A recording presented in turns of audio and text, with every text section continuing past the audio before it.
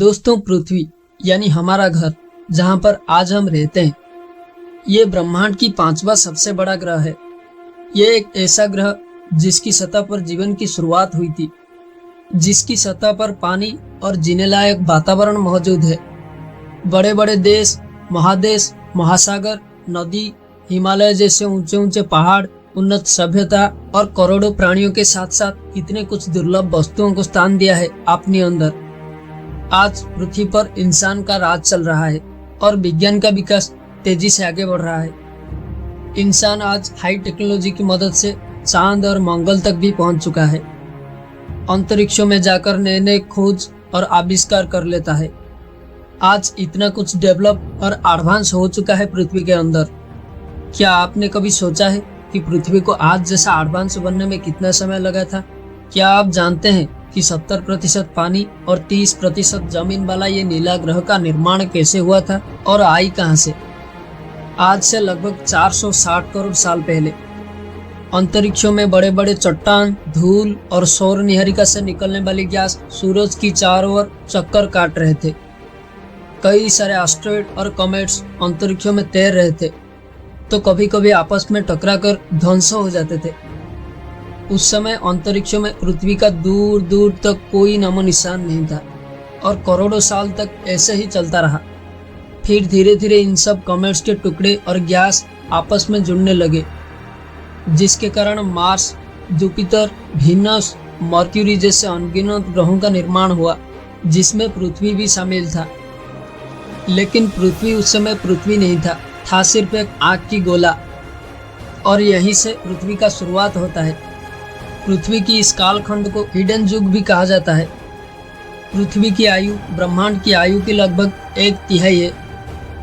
आज हम पृथ्वी को जैसा देखते हैं, पृथ्वी उससे कई गुना ज्यादा भयानक था।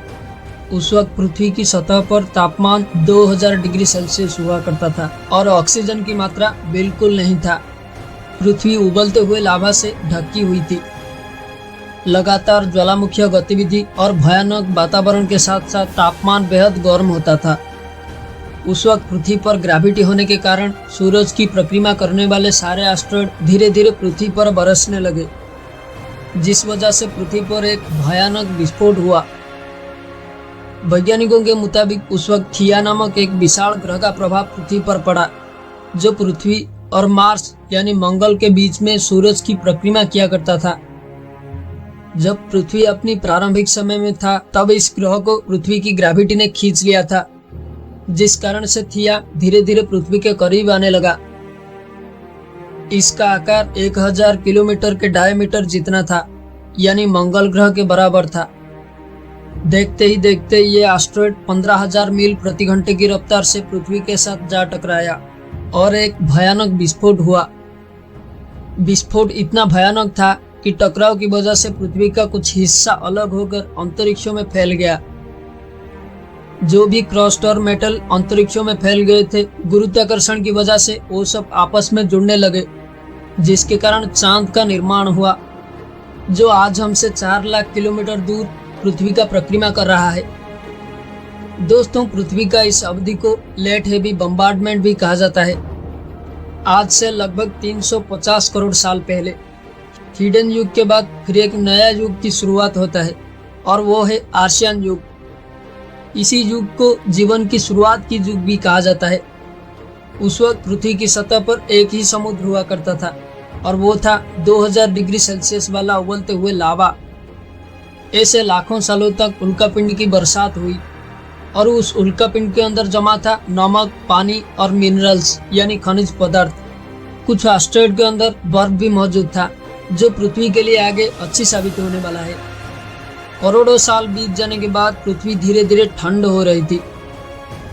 वक्त के साथ साथ पिघलते हुए लावा ठंड होकर धीरे धीरे जमना शुरू किया, जिस वजह से धरती का सतह का निर्माण हुआ। उस समय पृथ्वी पर मौसम का बदलाव तेजी से हो रहा था। धरती का तो निर्माण हो गया, पर वायुमंडल में ऑक्सीजन तथा ओजोन की परत मौजूद नहीं था।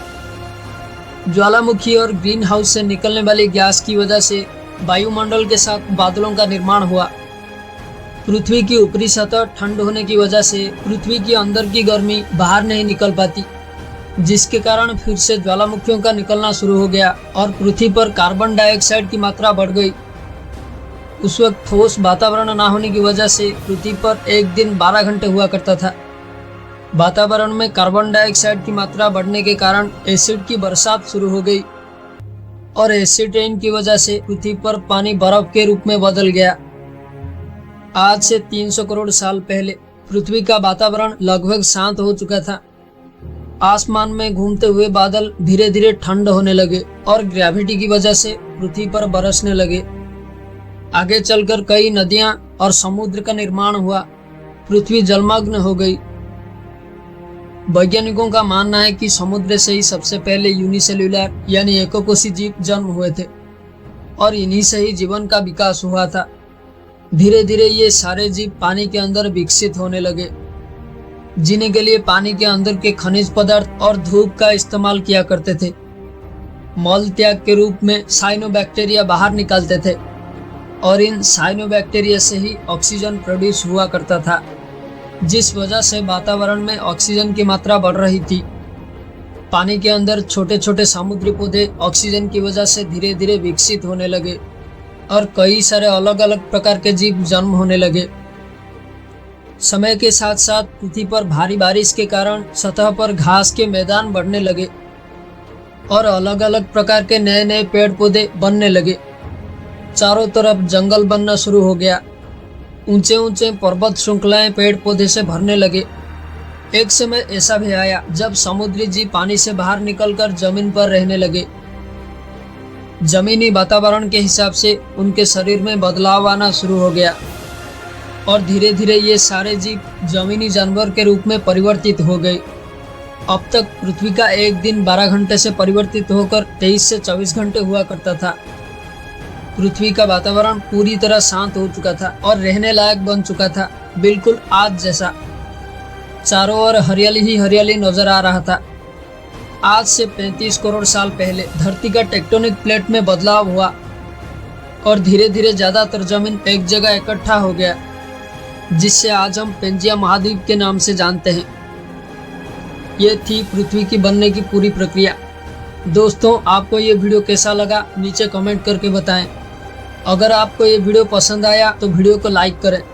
तो आज के लिए बस इतना ही। मिलते हैं अगले और एक शानदार वीडियो में।